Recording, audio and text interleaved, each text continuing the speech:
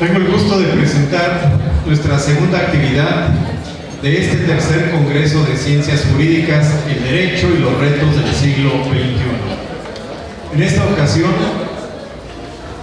llevaremos a cabo la mesa de diálogo Migración y Desplazamiento Forzado. Para ello tengo el gusto de presentar a nuestra moderadora. Ella es la maestra Rosa Areli Oseguera Abarca, a quien recibimos con un fuerte aplauso, por favor.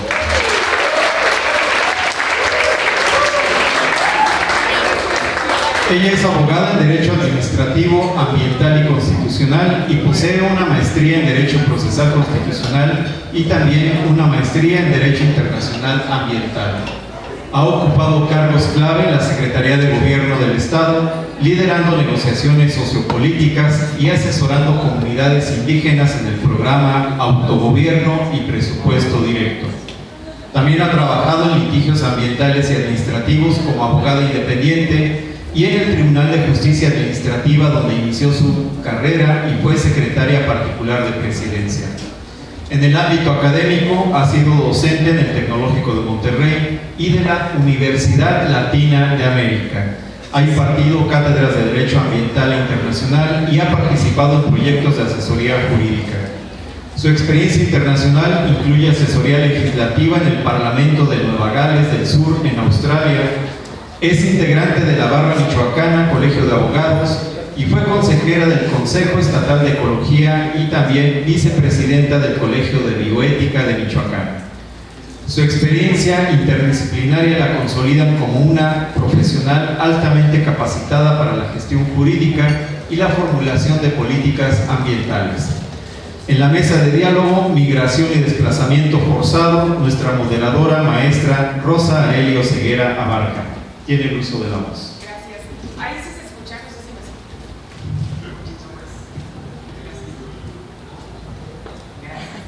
Bueno, pues bienvenidas a todos y a todos, buenos días. Es para mí un honor darles la bienvenida a este panel titulado Migración y Desplazamiento Forzado. En un mundo donde los conflictos, la violencia, la desigualdad y los efectos del cambio climático han impulsado el desplazamiento de millones de personas, es crucial analizar las respuestas jurídicas, humanitarias y de derechos humanos que los estados y la comunidad internacional están implementando para atender esta crisis. Bueno, vamos a hacer una especie como de plática, vamos a estar más relajados, vamos a platicar aquí el tema para que no sea tan rudo, ¿no? Después de tantas conferencias como tan formales. Me gustaría que fuera más una plática aquí entre los expertos y que pudiéramos entender por qué estamos hablando de este tema en este contexto, en este momento, ¿no? Entonces voy a presentar, y me da muchísimo gusto presentar a una amiga muy querida que fue mi compañera aquí en la Universidad Latina de América, y es la maestra Miriam Heredia Santuche. Ella es la jefa de oficina del Alto Comisionado de las Naciones Unidas para los Refugiados, ACNUR, en Michoacán, para la atención del desplazamiento interno. Es licenciada en Derecho por la Universidad Latina de América y maestra en Administración Pública por la Universidad de Harvard, la cual culminó con el premio a la distinción académica. Además, cuenta con estudios de maestría en Derechos Humanos y Garantías por el ITAM, Derecho Internacional de los Derechos Humanos por la American University y de Procuración de Justicia Federal por el Instituto Nacional de Ciencias Penales. Previamente fue elegida por el Congreso de Michoacán para ser consejera de la Comisión Estatal de Derechos Humanos por 2 ocasiones. Laboró como asesora de la Procuradora General de la República y como directora general adjunta de Asuntos Internacionales, cargo en el que atendió las recomendaciones internacionales y desahogó los casos de violaciones de derechos humanos ante los comités de la ONU y el Sistema Interamericano. También fue panelista por parte del Estado mexicano en el G20 de Berlín, el Grupo de Trabajo sobre Trata de Personas y Tráfico de Migrantes en Viena, el Consejo de Derechos Humanos y el Comité de Desapariciones Forzadas de la ONU en Ginebra. Asimismo, la maestra Miriam Heredia ha colaborado como columnista en El Heraldo de México y Contrarréplica. Ha publicado artículos de investigación en la revista de Investigaciones Jurídicas de la Escuela Libre de Derecho y por su trayectoria en derechos humanos recibió el Premio al Mérito Profesional en el campo del derecho en 2020 y el doctorado honoris causa por el Instituto Mexicano de Líderes de Excelencia. Les pido por favor un aplauso para mi amiga Miriam Heredia.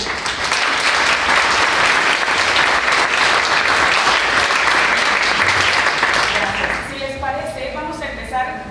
Empecé con la presentación de ella, vamos a darle el uso de la voz para sentar las bases de la conversación y así de esa manera después voy a presentar a los siguientes panelistas y después vamos a continuar con el panel. Entonces, bueno, para empezar, organizado de este tema que es migración y desplazamiento interno. Pues muchas gracias, no sé si me escuchan ahí, no, está mal. ¿Ya? Perfecto, gracias. Pues primero que nada, muchas gracias, me encanta regresar a mi alma mater. Soy orgullosa egresada de la Universidad Latina de América y creo que aquí fue la semilla, ¿no?, que me llevó pues bueno, a lo que acaban de escuchar, que siempre las semblanzas es lo más aburrido. Con este contexto de mi amiga Areli, quisiera traer, ¿no?, creo que el lema, o digamos lo principal en este congreso son retos del derecho. Entonces, en este sentido quisiera abordar el primer reto. El primer reto es conceptual. Generalmente nosotros cuando hablamos de personas, ¿no?, que se trasladan de un lugar a otro, tenemos muy implantado el tema de migrante. Siempre es migrantes michoacanos, migrantes los que se van a la frontera, migrantes los que están en los albergues, ¿no? Pero el migrante es un término, ¿no?, genérico, en donde no todos los perfiles en contexto de movilidad están incluidos, y de ahí es muy importante el título, que es Migración y Desplazamiento Forzado. Son dos perfiles distintos, entonces el primer reto está en hacer esta diferencia de perfiles y luego vamos a abordar por qué esto es importante. El término de migrante, que sí debe de tener una protección internacional y nacional, está definido, o digamos está protegido viendo la fuente jurídica internacional en la Convención de Trabajadores Migratorios. Y ahí hay un comité específico de Naciones Unidas, etcétera, ¿no?, que le da seguimiento a estas pautas convencionales. Pero también hay personas desplazadas por la fuerza, y estos son perfiles distintos. Y hay personas desplazadas por la fuerza que cruzan una frontera internacional, y ahí hablamos de refugiados, y personas que son obligadas a trasladarse, que no cruzan una frontera internacional, que son personas desplazadas internas. Y esto tiene también diferentes obligaciones con los estados, con las autoridades, y luego ya vamos a ver cómo esto va a tener un enfoque también de toda la sociedad, incluidas las universidades e incluidos también los alumnos. ¿Por qué esto es así? Bueno, en materia de refugiados sabemos que contamos con el estatuto, ¿no?, sobre refugiados. Es una convención específica con obligaciones específicas en donde hay una definición de quién sería esta persona refugiada, ¿no? Estas personas que por miedo, ¿no?, a la persecución por diferentes motivos son obligadas a huir de sus lugares de origen y cruzan una frontera internacional. Y esto no tiene ciertas obligaciones muy puntuales con los estados que son signatarios de este estatuto y de esta convención, que después es, digamos, enriquecida con la Declaración de Cartagena, que esa ya es, digamos, la que puede establecer otro tipo de causas contextuales, como violencia generalizada, por ejemplo, ¿no? Cuando hablamos de personas desplazadas internas, no hay una convención específica para su protección. Y de ahí tenemos los principios rectores sobre desplazamiento interno, que son, seguramente en su clase de Derecho Internacional Público, verán que es derecho blando. Pero, aunque es derecho blando, tiene todas las obligaciones que son conocidas por el jus cogens, o sea, estas normas que no admiten acuerdo en contrario, ¿no? Y una de estas normas tendría que ser, por ejemplo, el no devolución de esta persona si su vida o integridad corre peligro. Entonces, primero el reto conceptual, que no todo es migración y no todo son políticas migratorias, sino que en estos flujos o movimientos de personas en contexto de movilidad, cuando vemos y hablamos de ya se viene una caravana migrante y vemos este grupo como si fuera homologado de personas con las mismas necesidades, esto no es así. Hay movimientos mixtos y hay personas que pueden ser sujetas a protección internacional o bien a protección nacional. Entonces, desde ahí tenemos que mirar diferente. ¿Y por qué estos perfiles son importantes?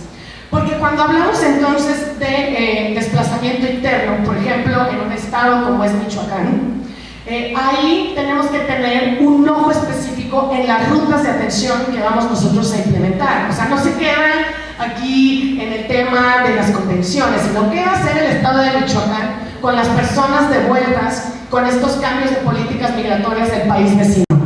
¿Qué vamos a hacer si esas personas corren peligro cuando regresen a los estados o a los municipios en México o de Michoacán? Ahí entonces tenemos que implementar una política de protección específica. ¿Por qué? Porque la diferencia fundamental entre persona migrante y persona desplazada por la fuerza es esta: miren que no pueden regresar porque su vida o integridad corre en peligro. Cuando hablamos de migrante, hablamos de una cuestión voluntaria, ¿sí? Puede ser migrante interno o migrante internacional. Si yo soy de Querétaro y me vengo aquí a la Latina para poder estudiar una carrera, yo tuve la voluntad de venirme, pero puedo regresar tal vez a Querétaro, ¿no? Pero si sucede una amenaza directa o vivo en un contexto en donde la violencia, hay enfrentamientos entre grupos delincuenciales, un día sí y el otro también, pues me voy a tener que ir y no voy a poder regresar hasta que esa situación estructural cambie. Entonces, eso nos obliga a mirar que en todas las, digamos, fases que hay cuando hablamos de desplazamiento e inmigración, hay políticas específicas que tenemos que tomar en materia de prevención, en materia de atención y protección o asistencia humanitaria, y en materia de soluciones duraderas. Y en las soluciones duraderas, que son todas estas condiciones que pueden hacer que las personas tengan restituidos sus derechos humanos, intervenimos todos, ¿no? Pensemos en una persona desplazada interna, en la cual en cierta parte de la región del estado hay una amenaza tal vez de reclutamiento de sus hijos, o hay eventos violentos que lo obligan a salir. Pues generalmente se va a venir a Morelia. ¿Por qué? Porque hay una concentración de servicios aquí. Aquí es entonces donde tenemos la central camionera, aquí es en donde tal vez se puede desplazar para Tijuana, aquí es entonces en donde tal vez puede tener acceso mucho más expedito al registro civil para un acta de nacimiento, etc. Entonces, ¿qué vamos a hacer nosotros en Morelia como lugar de integración o tal vez de atención? Y de ahí, ¿no? Sería entonces, bueno, ¿qué vamos a hacer nosotros como universidad? Oye, pues es una persona que, y con esto acabo, es una persona que necesita una restitución de su derecho a la educación o derecho a medios de vida, y no tiene tal vez ahora, no cuenta con las capacidades o el talento para poder integrarse en el mercado laboral de Morelia. Entonces ahí hay que pensar, cada quien desde su trinchera, cómo es que tenemos que tener esta visión para una persona migrante y desplazada por la fuerza. Gracias. Gracias. Vamos a continuar nuestro panel. Ahora les voy a presentar a nuestro segundo panelista, que es el maestro Gerardo Ponce de León Valdés. El maestro Gerardo es maestro en Derecho Constitucional por la Universidad Castilla-La Mancha en Toledo, España, obteniendo el grado con calificación sobresaliente con propuesta de matrícula de honor. Es además maestro en Gestión Pública Aplicada por el Instituto Tecnológico y de Estudios Superiores de Monterrey. Cuenta con especialidades en Derechos Humanos y Derecho Parlamentario por la Universidad Castilla-La Mancha en Toledo, España. Es licenciado en Derecho por la Universidad Latina de América. Es diputado federal suplente por mayoría relativa en el Distrito 10 del Estado de Michoacán. Fue representante propietario del Consejo Distrital número 10 del Instituto Nacional Electoral. Actualmente es visitador adjunto en la Comisión Nacional de los Derechos Humanos, adscrito a la presidencia dentro de la Oficina Regional en Michoacán, la cual abarca los estados de Jalisco, Querétaro, Guanajuato, Michoacán, Colima y una parte del Estado de México. Profesor de posgrado y licenciatura en la Universidad Latina de América. Fue candidato a presidente de la Comisión Estatal de los Derechos Humanos en Michoacán, siendo parte de la primera terna. Socio fundador y director general de la Consultoría Corporativa y Educativa de Empresas Privadas y al Sector Público Consulting Business and Enterprise Solutions. Fungió como coordinador de la maestría en Derecho Constitucional en la Universidad Latina de América. Es socio de Ponce de León y Asociados, despacho con más de 40 años de trayectoria. Fue secretario técnico de la Comisión de Derechos Humanos. No sé el número romano, Jerry, ay, qué terrible. 72ª legislatura del Congreso del Estado de Michoacán, perdón. Trabajó en UTOF, Gómez Vega y UTOF, la cual ha sido catalogada como la firma del año en propiedad intelectual y derecho corporativo en Latinoamérica y el Caribe varios años. Es miembro de the American Association of Political Consultants, con sede en Washington, D.C., miembro de la Barra Michoacana Colegio de Abogados en Michoacán, socio fundador del Colegio Iberoamericano de Profesionistas en Defensa y Difusión de los Derechos Humanos, AC, y cuenta con diversos diplomados y cursos de especialización en Compliance, Derechos Humanos, Derecho Constitucional y Parlamentario. Vamos a dar ahora el uso de la voz al licenciado Gerardo para que nos también contextualice desde esta trinchera de los derechos humanos, pues el tema de los desplazamientos y de la migración. Muchas gracias, señora Beli. Y primero que nada, permítanme felicitar al director de la carrera de Derecho y evidentemente a todo su equipo y al rector y a las instituciones de esta honorable institución en virtud del gran esfuerzo que han hecho de hacer este tercer congreso.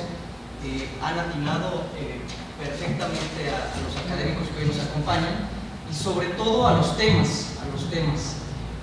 Hoy el tema de desplazamiento forzado es un tema de verdad apasionante, atractivo, interesante, y que no muchas escuelas de derecho quieren entrarle al tema por las mismas características que tiene el desplazamiento forzado. Y en ese sentido, volver a felicitar al director de la carrera y a su equipo por los ponentes que ponen en esta mesa. Y evidentemente no lo digo por un servidor, sino lo digo por quienes me acompañan hoy en día, desde la moderadora que conozco, que es excelente, una abogada excelente, Miriam, que decir de Miriam, que además es experta en este tema de refugiados, y evidentemente el doctor Vizcaíno, que con su amplia experiencia viene a abonar en esta situación. Entonces, una felicitación para la institución y evidentemente para todos los que están aquí, que están interesados en aprender más de este tema, ¿no?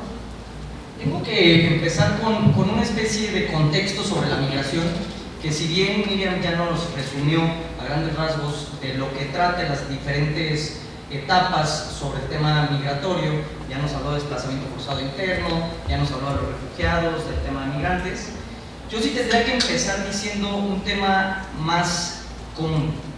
La migración, al final de cuentas, es una característica propia de la humanidad. La migración se ha dado desde tiempos remotos. El ser humano ha migrado y se ha movilizado por diversas cuestiones, por alimentos, por sobrevivencia, por refugio. Y eso, la historia de la migración, es parte de la historia misma de la humanidad.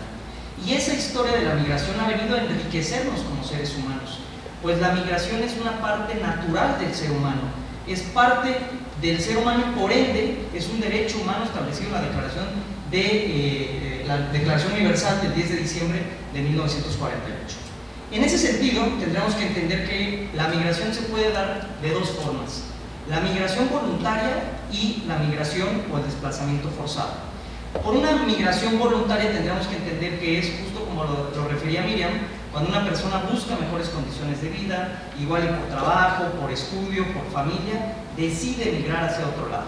Pero por otro lado está la migración forzosa o el desplazamiento forzoso, que de acuerdo a los principios rectores, que como acertadamente lo señalaba Miriam, es una especie de soft law que al final de cuentas sigue el tema de los jus cogens, nos dan los principios rectores, y de acuerdo a estos principios rectores, el desplazamiento forzado se da por 4 características fundamentales. El primero de ellos son conflictos armados.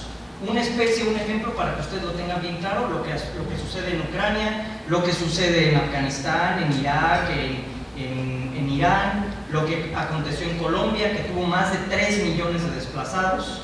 El segundo aspecto es desastres naturales.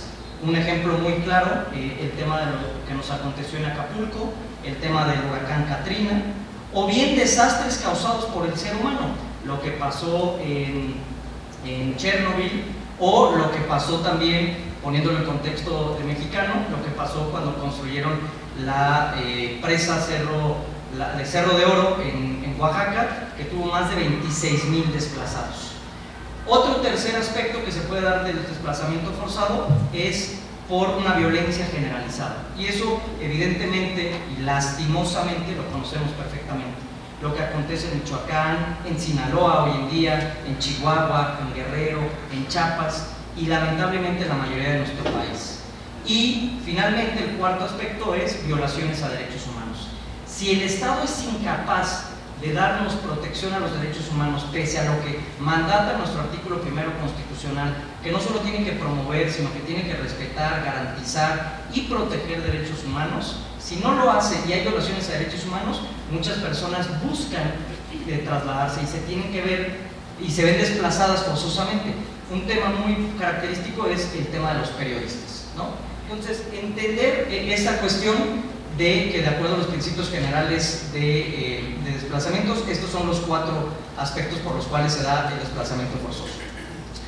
Y esto, según datos del mismo Alto Comisionado de las Naciones Unidas para los Refugiados, a finales de junio de 2024 tenemos a más de 122 millones de personas que han sido desplazadas en el mundo. Para que se den una idea, esto equivale a una persona de 67 que existen en el país. Y lamentablemente es una situación que se sigue dando en decremento y que no está con un enfoque de poder dignificar a las personas que son desplazadas forzosamente. Precisamente en 1998, Francis Deng fue el que impulsó los principios rectores, o también conocidos como principios Deng, en honor a su apellido, y él los presentó a la Comisión de Derechos Humanos de la Organización de las Naciones Unidas, precisamente para dar una regulación a esto, que como ya lo decíamos, aunque sea soft law, nos da una guía de cómo poder empezar a implementar el tema. Y con esto concluyo. Estos principios, al final de cuentas, es donde encontramos las características de un desplazamiento forzado, que nos dice básicamente en su definición: un desplazamiento forzado es las personas o grupos de personas que se ven forzados u obligados a huir o abandonar su lugar de residencia habitual a consecuencia de estas 4 características que les decía: conflictos armados, desastres naturales o desastres provocados por el hombre, una violencia generalizada o bien violaciones a derechos humanos. Bien, gracias maestro Gerardo. Finalmente, para dar esta introducción al tema como este debate introductorio, voy a presentarles al doctor Álvaro Vizcaíno Zamora. Él es abogado penalista con 3 décadas de experiencia profesional en distintas vertientes de la seguridad y la justicia penal. Es licenciado en Derecho, maestro en Comunicación Social, maestro en Ciencias Jurídicas y doctor en Derecho con mención cum laude por la Universidad Panamericana. Cuenta con estudios de posgrado en el Sistema Penal Acusatorio por el Centro de Estudios de Justicia de las Américas de Chile, British Council de Inglaterra y la Emory University School of Law de Estados Unidos, la California Western School of Law de Estados Unidos, la Universidad de San Andrés en Buenos Aires, Argentina y el Instituto de Ciencias Penales de Argentina. Dentro de su trayectoria profesional, destaca su postulación por el presidente de la República Mexicana y posterior ratificación por parte del Senado como secretario ejecutivo del Sistema Nacional de Seguridad Pública, cargo que desempeñó de 2015 a 2018. En dicha posición fue responsable de administrar los recursos federales destinados a fortalecer los sistemas de seguridad y justicia penal de entidades federativas y municipios. Asimismo, implementó numerosas políticas públicas en la materia, entre las que destacan el número único de emergencias 911, modelo homologado de policías cibernéticas de las entidades federativas, modelo óptimo de la función policial, actualización del programa rector de profesionalización de los integrantes de las instituciones de seguridad pública, los modelos de unidades de atención temprana para procuradurías y fiscalías, las unidades de medidas cautelares, los programas de policía de proximidad y justicia cívica. Cabe mencionar que anteriormente fungió como secretario ejecutivo adjunto de dicha institución durante los años 2010 y 2011. Cuenta con 25 años de experiencia docente. Es profesor titular de Teoría del Delito en la Universidad Panamericana, impartiendo dicha cátedra a 14 generaciones de alumnos. También es profesor de la nueva maestría Anticorrupción de la Facultad de Gobierno y Economía. Además, es profesor de Teoría del Delito de la maestría en Ciencia Jurídico-Penal del Instituto Nacional de Ciencias Penales, INACIPE, institución que le distingue como investigador invitado. Asimismo, ha impartido clases en la Facultad de Derecho de la Universidad de La Salle y del Instituto de la Judicatura Federal. Entre 2013 y 2015 dirigió la coordinación del Sistema de Desarrollo de la Policía Federal y en dicho cargo fue responsable de construir la División de Gendarmería de la Policía Federal. Durante esta gestión coordinó las academias de esa institución y tuvo bajo su mando las áreas de control de confianza, servicio de carrera y profesionalización. Fue distinguido con el Diplomado en Mando Policial Honoris Causa por la Policía Federal de México en 2014, ganador del Premio Nacional de Seguridad y Emergencias en 2016, ganador del Premio Divisa Manent a los mejores profesores de la Facultad de Derecho de la Universidad de La Salle, ex vicepresidente de la Academia Iberoamericana de Criminalística y Ciencias Forenses, autor de 3 libros, coordinador de otros 3, coautor de 6 y de más de 20 artículos científicos publicados en revistas especializadas. Ha impartido más de 100 conferencias en 7 países de América y Europa. Sin más que añadir, doctor, bienvenido y pues adelante desde su perspectiva, ¿cuál sería como la contextualización para empezar a abordar el tema migración y desplazamiento? Hola, muy buenos días. Buenos días. Les juro por mi madre que yo no mandé esa semblanza tan larga. Trabajaron en internet, a mí no me pidieron ninguna, yo hubiera mandado un parrafito, es más una palabra, abogado, Álvaro, penalista, ya, ¿no? Nada más. Saludo y agradezco la invitación de la Universidad Latina de América. Saludo al rector que se encuentra presente, Mauricio Tenorio, gran y querido amigo de aquellos tiempos del INESIPE, la doctora Gabriela Galván, que me invitó a presentar su libro, y a mis compañeros René Sared y Miriam Gerardo. Estando con expertos en la mesa en materia de derechos humanos, pues tengo que alejarme de ese campo porque me pondría en severo peligro, en riesgo ante expertos. Entonces quiero hacer una reflexión, una primera reflexión, con base en mi experiencia profesional, desde el punto de vista de las políticas públicas, recordando un poco la construcción de políticas públicas en el Sistema Nacional de Seguridad Pública, ¿no? En aquella institución que encabecé. Miren, el primer planteamiento, el tema de migración y desplazamiento forzado, está en la agenda, es el tema principal en la agenda, déjenme subrayarlo, es el principal. O sea, Donald Trump lo tiene entre ceja y oreja, ¿no? Y además acusa y agrede a las personas migrantes, particularmente a las mexicanas, diciendo que son delincuentes, que son personas horribles, ¿no? Situación que es completamente injusta y exagerada. Habrá una minúscula representación de alguna persona con esas características, pero estoy seguro que el 99% son personas trabajadoras que buscan oportunidades. Está en la agenda también de México. Bueno, hay otro elemento, nos acaban de poner aranceles del 25% ayer, antier, y dijo el secretario de Economía de Estados Unidos y el jefe del Departamento de Estado: esto no se trata de aranceles, se trata del fentanilo. Así, con esa claridad lo dijo. No es ese tema, es el fentanilo. Y el fentanilo tiene que ver con delincuencia organizada. La delincuencia organizada es probablemente la causa principal de las varias que hay para el desplazamiento forzado. Entonces, ¿hay una política nacional en México para atender el tema? La respuesta es no. Y creo que lo primero que tendría que pasar es que hubiera una ley general o una ley nacional para que se homologuen los conceptos, para que hablemos de lo mismo, pero sobre todo para que se destine presupuesto a este tema.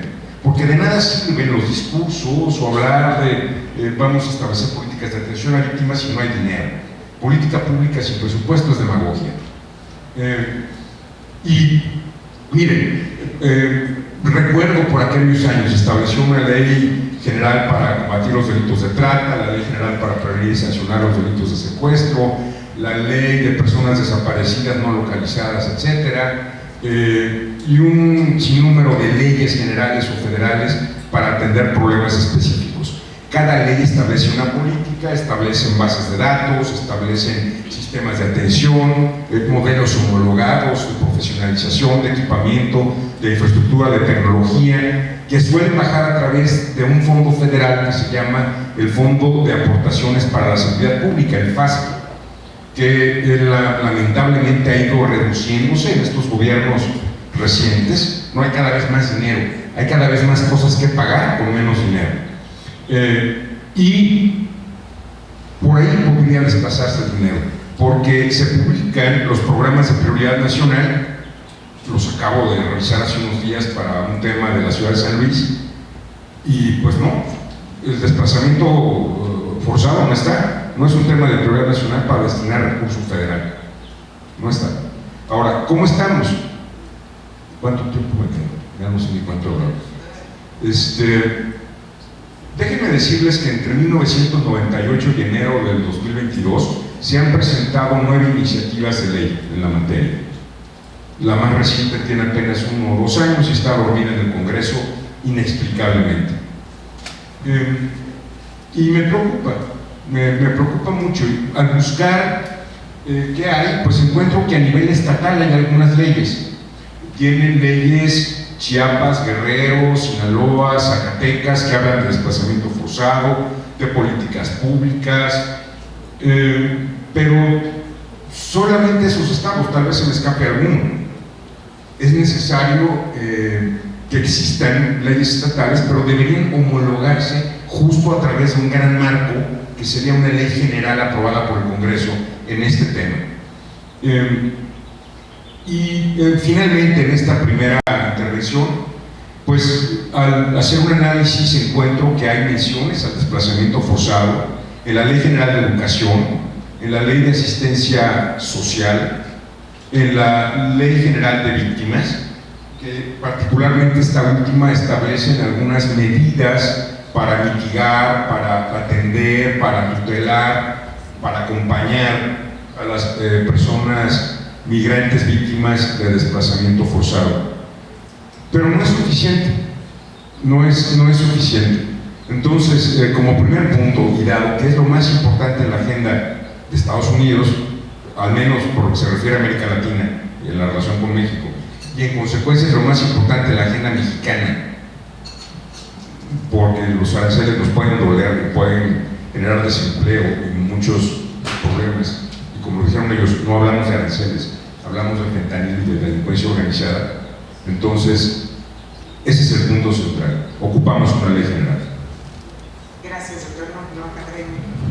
Gracias, doctor. Pues bueno, yo tengo algunas como preguntas detonantes, porque fíjense qué interesante está este panel, en el que estamos combinando tanto, por ejemplo, una agencia internacional y cuál es la perspectiva desde una agencia internacional, que ese es su mandato y esa es su perspectiva, tanto con una comisión cuyo mandato es el respeto, la promoción de los derechos humanos, pero también con un experto en tema de política pública en materia de seguridad. Entonces me gustaría regresar con usted, doctor Álvaro, si no tiene inconveniente. Y por ejemplo, además de que no tenemos ese marco legal, ¿cuáles serían los retos en materia de política pública, en materia de justo de seguridad, pues para enfrentar el tema del desplazamiento forzado?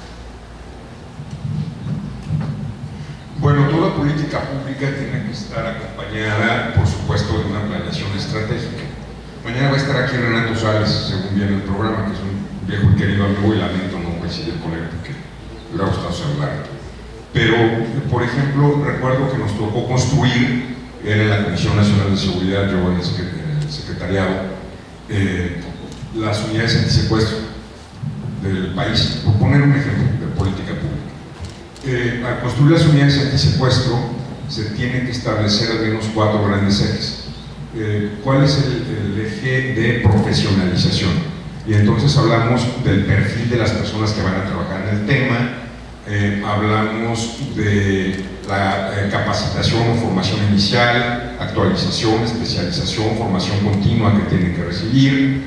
Se construye un equipo académico que prepare a las personas. Ese es un primer eje. El segundo eje, pues es el eje del equipamiento.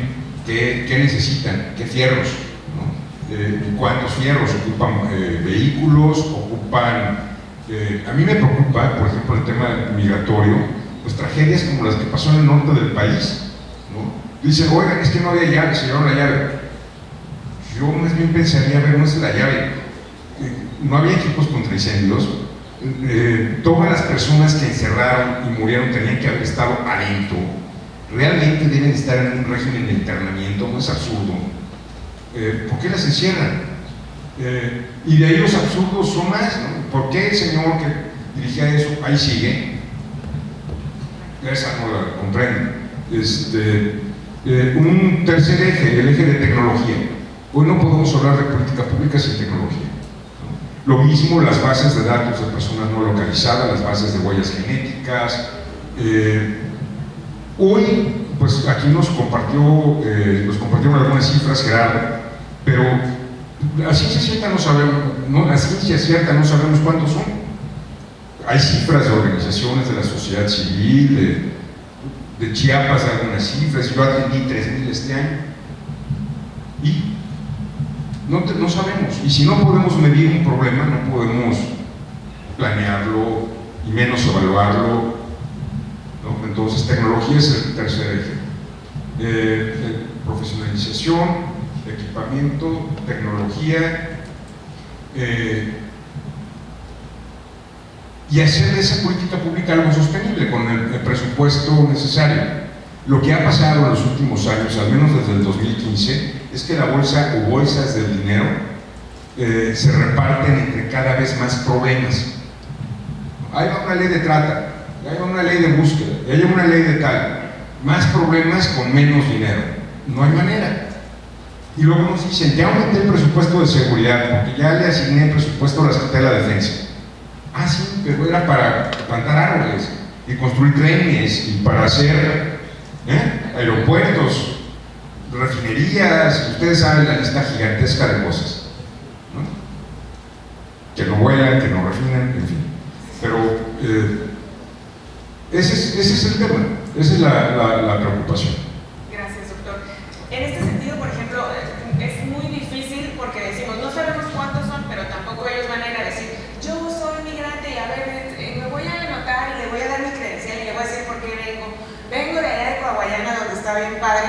Pues obviamente es un contexto peligroso, y también la criminalización del propio movimiento pues involucra que no puedas registrarlo, que no sea como algo organizado u ordenado, porque es un contexto de violencia, digo, en el sentido que fuera de violencia, o a lo mejor un contexto de desplazamiento climático, que es el que te está orillando, ¿no? Miriam, ¿cuáles serían los retos que ustedes enfrentan desde esta oficina de Naciones Unidas para atajar el problema? Además de la falta de legislación que ya nos están pues compartiendo, que no hay, digamos, un marco sólido de atribución de facultades, ¿cuáles serían los retos que desde tu perspectiva enfrentas en tu día a día?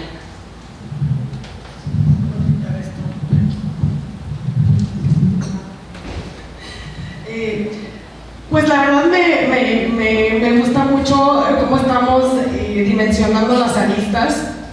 Un poco retomando el tema justo de legislación, la última ley general que fue discutida fue aprobada por la Cámara de Diputados y se quedó en el Senado. Y justamente en el Senado, fuentes no oficiales comentan que era un tema de presupuesto. Entonces, este es un primer reto, y no solo eso, malas noticias. A raíz de un dictamen que emitieron justamente la Cámara de Senadores, todas aquellas minutas o iniciativas de ley que no fueron discutidas durante 2 años y medio, exactamente. Entonces estamos en un limbo. A partir de ahí, sociedad civil ha hecho cartas al Senado, ¿no?, para señalar la importancia de recuperar esta ley general, incluidas organizaciones de Naciones Unidas, porque como decíamos no hay un mandato único, entonces participa ONU Derechos Humanos, ONU Mujeres, UNICEF, etcétera, para poner en la agenda en el tema. También ahí retomo, ¿no?, estos 4 estados que tienen una ley general. También Chihuahua y Sonora tienen la tipificación del desplazamiento arbitrario. Entonces ahí también es una perspectiva o un acceso específico que hay a través del sistema de víctimas, porque el desplazamiento arbitrario es un delito específico en donde seguramente el doctor va a poder abonar mucho más con teoría del delito, sujeto activo, pasivo, etcétera. Y esto, bueno, nos ha orillado a ver cómo se ha desarrollado diferente en estas entidades federativas. Nosotros como ACNUR tenemos una presencia específica para la atención del desplazamiento en Sinaloa, en Chihuahua, en Guerrero, en Chiapas, en Oaxaca y en Michoacán. Eso nos dice algo. Y eso se conecta mucho con las causas estructurales. No podemos pensar en el tema de desplazamiento interno si no hablamos de seguridad. Y si no hablamos entonces de una estrategia integral que no tenga esos detonantes inmediatos para que las personas se desplacen.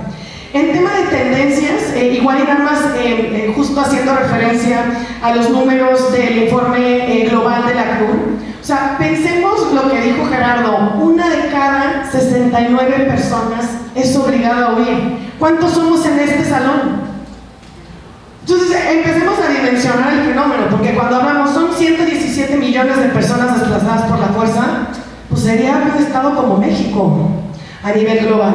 Entonces, cuando empezamos a dimensionar el problema nos da otra impronta. Ahora, pensemos con las políticas de Estados Unidos, ¿cuántas personas retornadas o devueltas mexicanas vamos a recibir, ¿no? Y para eso toda esta política de México te abraza. Sí, pero ¿cuántas de esas van a poder regresar? ¿Y por qué es importante el contexto específico de Michoacán? porque según datos de la Unidad de Política Migratoria, el mayor estado, digamos, el número mayor de personas retornadas es Michoacán, con el 9%. Entonces, ahí estamos hablando de que en esta política tenemos que tener en cuenta dicha impronta. Importantísimo, Ley General Política de todos los estados. Al no haber una ley general, desde Naciones Unidas hemos impulsado un diálogo que tiene que haber entre estados que cuentan con ley, que cuentan con tipificación, que han atendido tal vez desplazamientos masivos, pero no cuentan con una ley, sino con un protocolo. Y justamente el año pasado tuvimos este primer encuentro nacional de intercambio de buenas prácticas y de coordinación para que se generaran al menos lineamientos base para la atención del desplazamiento. ¿Qué hacemos entonces si llega una persona desplazada interna de Guerrero, donde sí hay ley y donde sí la puedes entonces reconocer como una persona desplazada? ¿Michoacán va a pensar en esta integración? ¿O se tiene que comunicar con Guerrero? ¿Guerrero qué programas de atención tiene? ¿No? Entonces ahí vamos desmenuzando cómo podemos pensar en esta implementación. El tema de cifras, buenísimo. No existen números oficiales de personas desplazadas internas, ¿no? Y sí tenemos nada más como un indicador el Observatorio Global para el Desplazamiento Interno, en donde nos menciona algo, tampoco, digamos que bueno, ¿no? Estamos hablando que por lo menos el desplazamiento interno por violencia, que es una de las causas que ya dijo Gerardo en México, tan solo en 2024 hubo 28.190 personas desplazadas de diferentes partes de la región. Es decir, en un día 77 personas son desplazadas internas en el país. Entonces, eso nos tiene que también entrar en el tema de dimensión, porque no es algo que se vea allá migratorio, donde en Michoacán no lo vemos o de Sinaloa no lo vemos, ¿sí? Y este observatorio señala que al menos tenemos de 2006 a 2024, que son números globales, 425,000 personas desplazadas internas en México. Y en estos números absolutos, Michoacán ocupa el primer lugar. Entonces, esto que no es una cifra oficial nos indica algo, ¿no? Nos indica que entonces tenemos que ver cómo propiciar legislación, aunque sea entonces a nivel estatal, cómo podemos propiciar coordinación con otras entidades y cómo podemos atender las causas estructurales. Si no, va a haber nuevos desplazamientos. Me queda bien. Así es. Gracias, Miriam. A ver, Gerardo, por ejemplo, tú desde tu perspectiva, desde la Comisión, ¿no?, de Derechos Humanos, ¿cómo están atajando el problema o cómo lo están visualizando o cuál sería el acercamiento que tienen estas personas desplazadas con ustedes desde su perspectiva? Sí, gracias, Arely. Bueno, primero tengo aquí un par de reflexiones que hacer con los dos que me antecedieron en el uso de la palabra. Decirle al doctor Vizcaíno que yo sí sé por qué esta persona todavía sigue ahí, pero no lo puedo decir públicamente. Ya terminando la conferencia, le digo por qué está ahí. Le digo porque está ahí y es lamentable que esté esta persona todavía ahí y que no se le haya comprobado nada y que no haya una responsabilidad.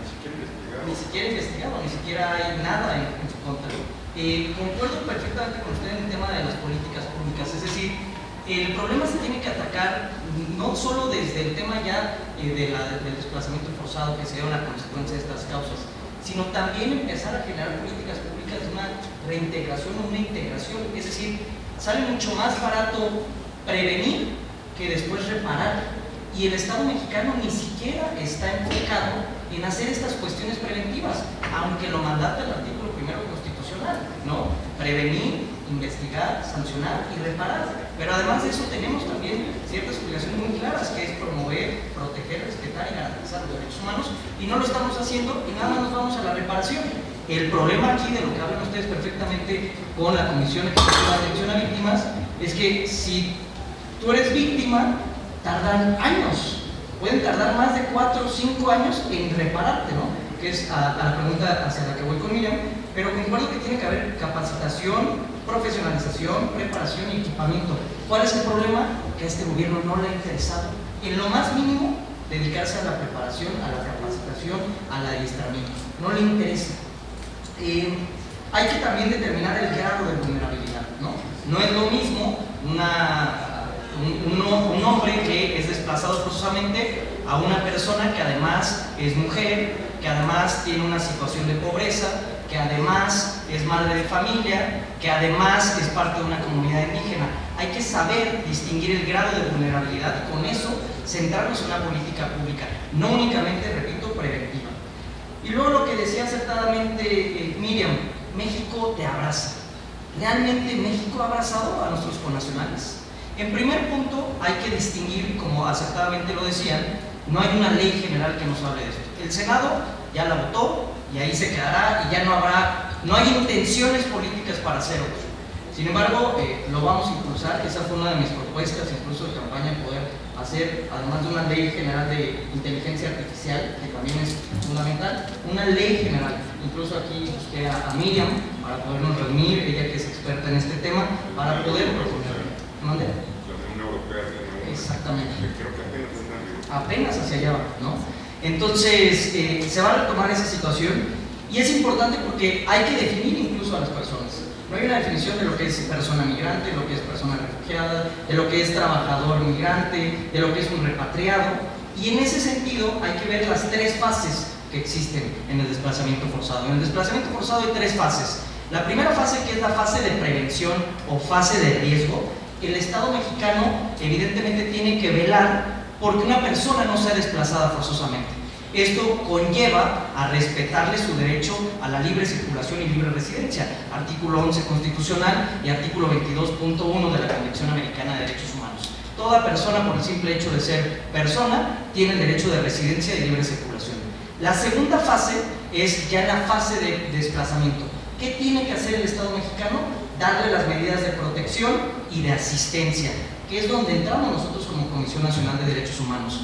Yo lo platicaba con Miriam, a partir de diciembre, noviembre, nos empezaron a llegar a esta oficina foránea, a esta oficina regional de la Comisión Nacional de Derechos Humanos, muchas quejas de Chiapas en contra de la COMASH, la Comisión Mexicana de Ayuda a Refugiados, que depende del gobierno. ¿Por qué? Porque hay muchas personas que están solicitando ser refugiadas, sobre todo guatemaltecos, haitianos, de El Salvador, que ellos cruzan hacia México y lo que están haciendo es que a nuestro país le están pidiendo refugio y no se lo están otorgando. Tenemos cantidad inmensa de quejas y lo que hacemos es un acompañamiento y hacer las gestiones necesarias a fin de que les den las citas. Es decir, en esta segunda etapa tendría el Estado mexicano que darle todas esas medidas de protección y de asistencia jurídica, social, de salud, educativas. Y en una tercera fase, a largo plazo, es buscar justamente lo que se conoce en este tema como las soluciones duraderas. ¿Qué es una solución duradera? Es precisamente ya cuando el desplazamiento se acabe, darle solución a esta situación, pero no solo eso, que se ha reparado el daño. Y en esa reparación del daño tendrá que tener medidas de compensación, tendrá que tener medidas de satisfacción y evidentemente medidas de no repetición. Y por último, hay tres opciones que se prevén para poder terminar con el desplazamiento forzado. La primera de ellas es evidentemente el retorno a la comunidad o lugar de origen donde habitaba esta persona.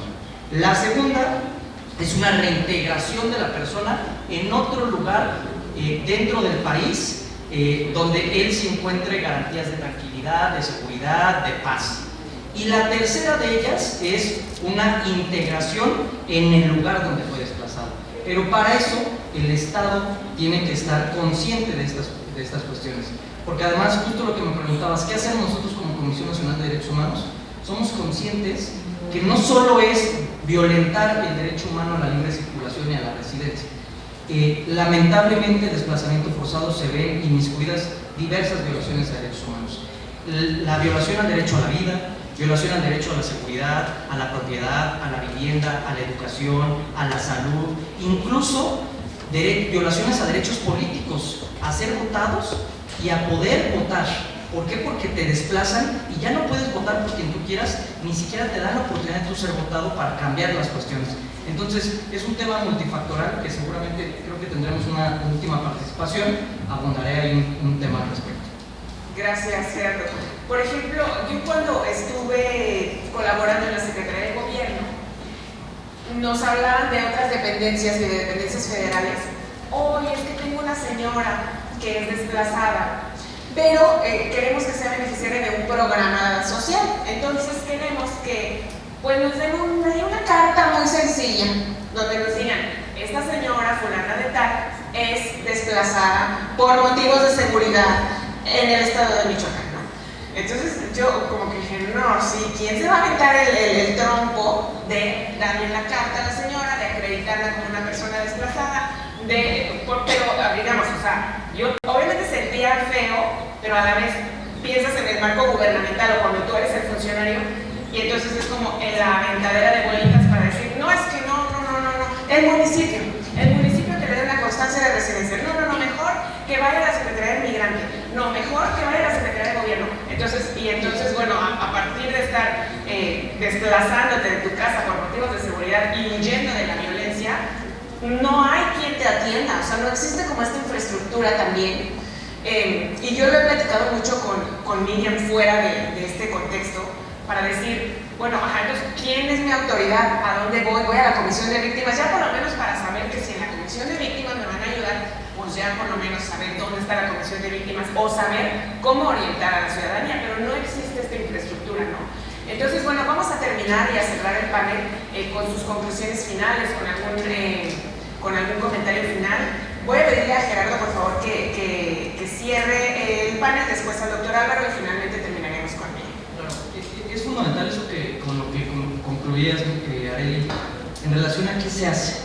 Y en ese aspecto hay una pregunta bastante clara, ¿no? ¿Cuáles son las primeras necesidades por cubrir en caso de un desplazamiento forzado? ¿Qué tendría que hacer el Estado? Pues evidentemente tienes que empezar a ver el tema de satisfacer necesidades básicas como alojamiento, comida, servicios de salud, servicios de educación, recuperación de identidad. Nos ha pasado mucho. Por eso preguntaba si realmente México abraza. Ahora, la semana pasada nos llegó un connacional que repatriaron de Estados Unidos con esta política que ya referían mis compañeros, y esta persona ni siquiera tenía una identificación. Y entonces fue al INE, y en el INE le dijeron, no te podemos dar el INE. ¿Por qué? Porque hay una veda, etcétera. No, es que no te podemos dar el INE. Y no le dieron el INE. Y acudió con nosotros para que hiciéramos las acciones necesarias. Entonces, es básicamente todo eso, y lamentablemente hoy en día, ya lo decía el doctor, hay un rechazo de poder ayudar a los refugiados, y buscan a terceros países para que no lleguen, que es lo que está pasando con nuestro país y lo que nos está imponiendo el presidente Donald Trump, ¿no? Hoy, lastimosamente, hay una criminalización, no solo a las personas que se desplazan forzosamente o que se ven en la necesidad de desplazarse forzosamente, sino también a las ONGs que ayudan a esto. Hay una criminalización. ¿Qué se puede hacer y con qué cierro? Primero, a mí me parece bien interesante poder abordar y retomar las jurisprudencias de la Corte Interamericana de Derechos Humanos. Y la Corte Interamericana de Derechos Humanos tiene ciertas sentencias muy significativas, incluso ya dio una sentencia contra nuestro estado, en el caso Alvarado Espinosa contra México, que fue un tema de desplazamiento forzado de Chihuahua. Es importantísima esa situación, y la Corte Interamericana de Derechos Humanos, atendiendo al artículo 22.1 de la Convención Americana de Derechos Humanos, que ya les decía que está establecido el derecho humano a la libre circulación y a la residencia, ha presentado diversas resoluciones. Entre ellas, a mí me parecen fundamental tres cuestiones o tres generalidades de este tipo de sentencias. La primera es que todas las personas desplazadas se encuentran en una situación de vulnerabilidad, todas, y ahí es donde el propio Estado tiene que proteger, y a falta de prevención tendrá que darle las medidas de protección y de garantía suficientes. Segunda característica que viene aparejada con las sentencias de la Corte Interamericana: las personas desplazadas sufren una violación múltiple de derechos humanos, por las mismas características de los derechos humanos, que ustedes las conocen perfectamente: universales, interdependientes, indivisibles y progresivos, que trae aparejado el tema de no regresión. Por la misma interdependencia, las personas desplazadas están sufriendo de diversas violaciones a derechos humanos, es múltiple. Y tercera, las personas que se ven desplazadas forzosamente viven en una situación o una violación constante. ¿Por qué? Hasta que no se logre precisamente la solución duradera, eso seguirá dándose. Entonces, hasta que no se acabe ese desplazamiento forzado, que no les den las medidas de seguridad, de tranquilidad, de protección necesarias en su hogar, o de las tres formas que les decía, el retorno, la integración o la reintegración al lugar al que fue desplazado, esto seguirá. Y evidentemente eso tiene que ser a través de una decisión voluntaria, digna, segura, con medidas de satisfacción, de compensación y evidentemente con medidas de no repetición, pues de lo contrario de nada serviría eso. Entonces yo concluiría decir que ahora hay que tener en cuenta o ser un poco más empáticos sobre la dignidad de las personas, de estas personas que se desplazan, tomar en cuenta la jurisprudencia de la Corte Interamericana de Derechos Humanos, crear capacitación, adiestramiento, crear la ley general y finalmente teniendo como fundamento el derecho internacional humanitario, el derecho a los refugiados y evidentemente a los derechos humanos. Muchas gracias. Gracias, Gerardo. Oye, y sin dinero. Y todo esto en un ámbito en el que no hay recursos para atender el problema. Doctor, algún comentario final, por favor. Ahorita vamos a leer algunas de las preguntas que formularon nuestros estudiantes, pero doctor, por favor, algún comentario que cierre. Como dice Sareli, sin dinero, eso es increíble. Y ganas, ¿no? Porque esa es otra. A ver, es el tema principal de la agenda. Migración es el tema principal, fentanilo, violencia, delincuencia, es el tema principal. Pregúntenle al mexicano que quiera, o pregúntenle al legislador de Estados Unidos que quiera, o hagamos una entrevista entre periodistas, todos van a concluir lo mismo. Entonces me parece que el gobierno, la sociedad civil, tendría que estar pensando en soluciones innovadoras, estratégicas, para atender este problema, que contengan esa presión del gobierno de Estados Unidos, pero que también permitan a los mexicanos y mexicanas vivir más seguros. Entonces, creo que la asignación presupuestal a una ley general en la materia sería algo fundamental. Pero además atender las causas estructurales, lo señaló Miriam con toda puntualidad y atingencia. La causa estructural de esta migración es fundamentalmente, de este desplazamiento forzado, es la violencia. Hay otras, lo sabemos, pero es la violencia. Pensemos en Michoacán. Aquí hay problemas con los limoneros, con los aguacateros, y el principal problema que tienen es el cobro de piso, la extorsión. O sea, si focalizamos dónde está el problema, es extorsión, cobro de piso. ¿Cómo se puede atender esto? Bueno, miren, hace unos días la presidenta Sheinbaum envió al Congreso un par de iniciativas de ley. Una nueva ley general del Sistema Nacional de Seguridad Pública, que desde mi punto de vista no es necesaria una nueva ley general, pero que contiene un par de reformas muy interesantes. Les platico dos. Una es establecer un sistema, un registro nacional de teléfonos móviles, celulares. No es nueva la idea, ya se ha propuesto 2 o 3 o 4 veces. Pero ¿por qué no se logró? Pues porque no le pusieron dinero y por algunas oposiciones. Pero vincular todo teléfono móvil a una persona física identificable, vincular toda empresa que tenga teléfonos a personas físicas, esos teléfonos identificables, haría que cualquier llamada que recibimos sepamos o tengamos forma de saber, o la autoridad conozca de dónde viene. Sería una herramienta fundamental, una más, para combatir la extorsión y cobro de piso. Otra medida que está en esta iniciativa, muchas llamadas de extorsión vienen de los penales, de las cárceles. ¿Qué propone esta iniciativa? Propone que los sistemas de bloqueo de señales de teléfonos de las cárceles se operen desde fuera, algo tan obvio y lógico, ¿no? Acabo de leer la novela, está muy buena, se llama Salvar el Fuego, de Guillermo Arriaga, un poco intensa y subida de tono, pero está buenísima. Y ahí comentan que en las cárceles, y es cierto, en muchas, pues al manejar desde dentro el sistema de bloqueo, pues es nada más ponerse de acuerdo en a qué hora le subo y a qué hora le bajo el switch. Oye, va a estar abierto de las 12 a las 2 de la tarde, ya o dame una lana y lo hago a la hora que lo necesites. Entonces, esa es una medida. Una tercera, ¿cuántos niños mexicanos viajan sin ningún papel, sin ningún documento? Se ha intentado N veces un registro nacional de identificación. Hoy los niños y las niñas son indocumentados en México. porque no hay un documento oficial de identificación de mexicanos. Nos piden el INE a los mayores de edad, pero pues tenemos que tener 18. ¿Los niños con qué se identifican? ¿Con pasaporte? ¿Todos tienen pasaporte? Es un problema. Y así habría una serie de medidas prácticas y concretas que permitirían, focalizando los problemas estructurales, combatirlos. Mencioné 3, pero puede haber muchas más. Gracias, doctor. Finalmente vamos a terminar con Miriam, tu intervención final, para después pasar a la ronda de preguntas que ya tengo aquí seleccionadas. Pues, punto número 1 de conclusión: nociones conceptuales. Contexto de movilidad contiene migración, que es la parte voluntaria, y personas desplazadas por la fuerza, que a su vez se subdivide en cuando cruzan una frontera internacional, refugiados, y cuando no cruzan una frontera internacional, desplazados internos, ¿no? Entonces, primera conclusión: cuando veamos migración, políticas migratorias, sí, contexto de movilidad, hay diferentes perfiles. Segunda conclusión: en esta adecuación de políticas públicas, ¿no? Ya hablábamos de, en términos legislativos y presupuestales, los retos que esto implica.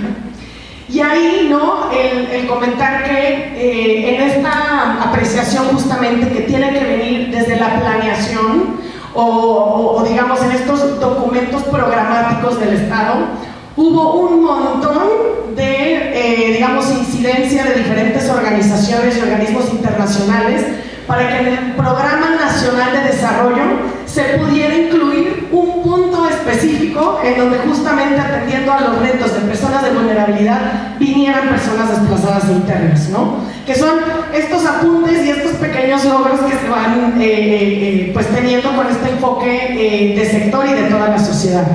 Y así yo les quería decir un poco cómo esto se ha traducido también en Michoacán. Evidentemente falta mucho en cuestiones también de prevención estructural, en la ausencia de una ley, la ausencia de la tipificación nacional del desplazamiento interno, y no solo eso, sino como comentaba el doctor, ¿no?, ¿qué delitos están asociados con el desplazamiento interno? Ya nos hablaba de extorsión, desaparición de personas, trata. La desaparición, de lo que nosotros hemos podido encontrar, casi todas las personas que son desplazadas internas tienen algún familiar desaparecido. Y eso no lo decimos nada más en la CNUR, lo dice la relatora de Naciones Unidas cuando vino en su visita a México hace 2 años.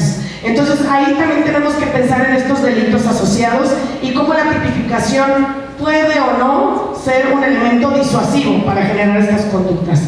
De ahí, ¿qué ha pasado en Michoacán? En Michoacán no tenemos una ley, pero sí tenemos un decreto del gobernador que crea el Comité Interinstitucional para la Atención del Desplazamiento Interno.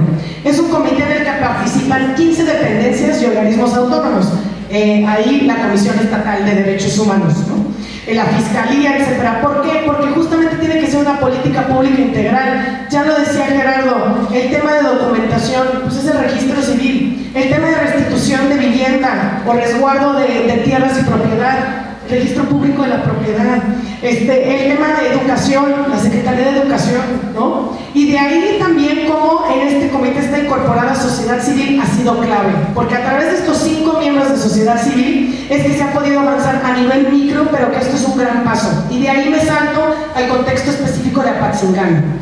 Apatzingán fue un ayuntamiento que solicitó asistencia técnica de la CNUR, y desde el 2023, a raíz de desplazamientos masivos, es decir, donde al menos 800 personas salieron en un evento de violencia, se empezaron a construir capacidades locales, de las parroquias, de las organizaciones de sociedad civil, de las voluntarias de la iglesia, del maestro de la primaria, etc. Y después de 2 años, con talleres, profesionalización, consultas a las personas desplazadas para que puedan identificar los riesgos, es que tenemos el primer reglamento obligatorio de Apatzingán para la respuesta a emergencias de desplazamiento interno. Y ahí hay una serie de estándares donde tocamos alertas tempranas, análisis de contexto, comunicación entre vecinos, aviso oportuno al comité, despliegue de asistencia humanitaria, protección, enfoque de edad, género y diversidad, soluciones duraderas, condiciones para el retorno.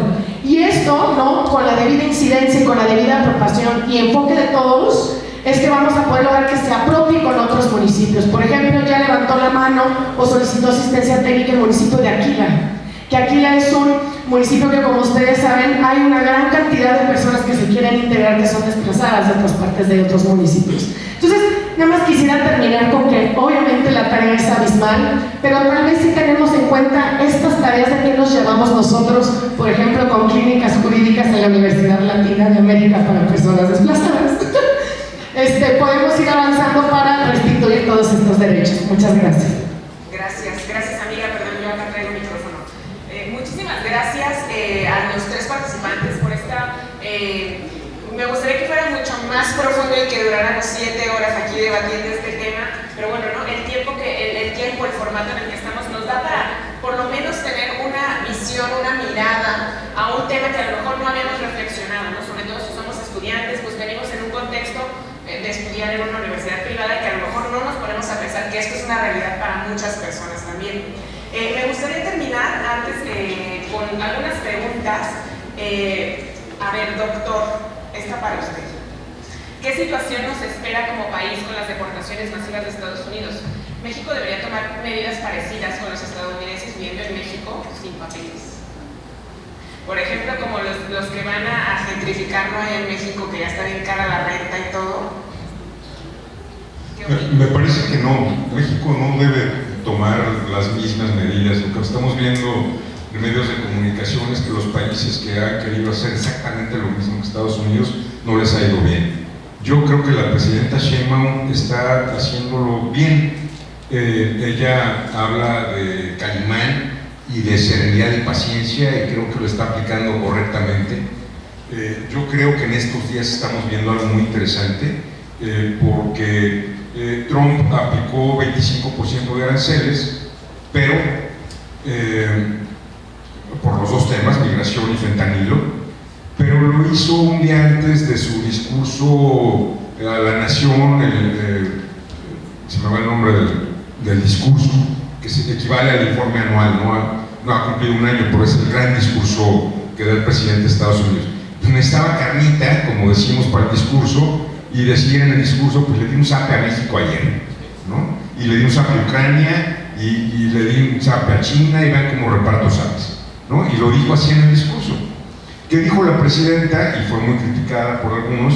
Dijo, bueno, pues esperemos, el domingo presentamos nuestras respuestas arancelarias, no arancelarias, hasta el domingo. Unos criticaron, dijeron, oiga, ¿qué no es un tema urgente? ¿Por qué hasta el domingo? ¿Cómo en un mitin? ¿Que llevemos globitos y matracas? No, me parece muy inteligente lo que hizo, porque está ganando tiempo. ¿Qué está haciendo la presidenta? Está ganando tiempo, porque está esperando una llamada telefónica con Trump este jueves, que puede aplicar la de la chimotrufia y decir, pues siempre no te pongo los aranceles y te doy otro mes, ¿no? Entonces, es un juego de tiempos, de estrategia, de acelero, freno, y hay que ser prudentes, ¿no? No es, me estás regresando a todos los migrantes. Claro, hay cosas que se pueden organizar, y creo que México lo está haciendo así, pidiendo, oye, un favor, no me los dejes en la frontera. No habrá manera que lleves unos a la ciudad de Monterrey, y otros a León, y otros a donde tenga capacidades de atención, porque si no se me complica el asunto. Y creo que Estados Unidos accedió a ello, o sea, nuevamente planeación y organización, paciencia, prudencia, está jugando bien en ese aspecto la presidenta. Es mi impresión, no soy su fan, pero me parece que ahí va. Gracias, doctor. Gerardo, los alumnos de octavo semestre preguntan, ¿cómo podemos transformar los desafíos de desplazamiento forzado en oportunidades de integración social y desarrollo comunitario, garantizando la dignidad y los derechos humanos de las personas migrantes? Gracias. Pues precisamente me parece que en la pregunta está la respuesta. Atendiendo las causas y dignificando a las personas desplazadas. Ya lo decía yo, el desplazamiento forzado tiene diversas aristas y es una violación que es, además de que es una multiviolación y que se da con el tiempo, precisamente a través de la dignificación. Hay que dignificar a las personas que se desplazan. precisamente porque, como bien decían los principios rectores, o también llamados principios de, señala que ellas se ven obligadas a huir o a salir de su lugar de origen por estas condiciones. Entonces, no criminalizando y teniendo siempre desde una visión y desde una óptica de derechos humanos. Y en ese sentido me parece bien interesante lo que platicaba Miriam sobre Apatzingán y Aquila. Les platico que yo en 2013 y 2014, cuando la Comisión Nacional de Derechos Humanos decidió crear esta oficina regional en Morelia, Michoacán, que ya decían anteriormente que nosotros vemos los estados de Guerrero, Michoacán, Querétaro, Guanajuato, Jalisco y una parte del Estado de México. A su servidor me tocó, de los 113 municipios que existen en Michoacán, recorrer aproximadamente 92 municipios. ¿Cuándo? Cuando el tema de las autodefensas. Es decir, en ese tema, que fue al final de cuentas una violación, y yo lo puedo considerar como un estado de excepción, aunque no fue debidamente como lo marca el artículo 29 constitucional, pues sí fue un estado de excepción de facto. Y sigue existiendo ese estado de excepción en muchos municipios que tenemos en Michoacán. Yo tuve la oportunidad de entrevistar desde Mireles, desde Hipólito Mora, Papá Pitufo, el Comandante 5, el Americano, pero también hicimos una labor social, es decir, íbamos a las escuelas a preguntar las causas que estaba sucediendo. Y a mí me llamó mucho la atención que cuando les preguntábamos a los menores de edad, sobre todo a las niñas, y les preguntabas, ¿qué quieres ser de grande?, ¿cuál creen que era su respuesta? Esposa de sicario. Esposa de sicario. Esposa de sicario. Y evidentemente viene un shock de decir, ¿pero por qué? Les preguntábamos. Y ellas nos decían, es que son los que traen los mejores coches, es que son los que me van a dar joyas, es que son los que están protegidos, los que pueden hacer lo que quieran. Entonces, ese es el tema, regresar a las causas y poner siempre este tema desde una visión de derechos humanos, en una óptica. No sé si contesté la pregunta a los alumnos de octavo, que ya los vi por ahí. Muy bien. Gracias, maestro Gerardo. Finalmente, ¿qué buenas prácticas han implementado otros países que podríamos implementar en México en temas de migración? Y con esta terminaríamos. Pues, de hecho, acaba de salir el informe global que hace la CNUR sobre políticas públicas y legislación en materia de desplazamiento interno. Y ahí hay un focus, ¿no? Una apreciación o una puntualización, primero por continente, ¿no? ¿Qué tanto se ha avanzado? ¿Qué tanto se ha avanzado a nivel nacional o subnacional? Y aquí incluido, por ejemplo, departamental o municipal. Y sobre todo, ¿cuáles son estos elementos distintivos que podemos encontrar alrededor del mundo? Cuando hablamos de desplazamiento interno, en el continente africano sí hay una convención específica de desplazamiento interno, y es la Convención de Kampala. Entonces eso ya nos obliga siempre también a mirar el desplazamiento interno contextualizado.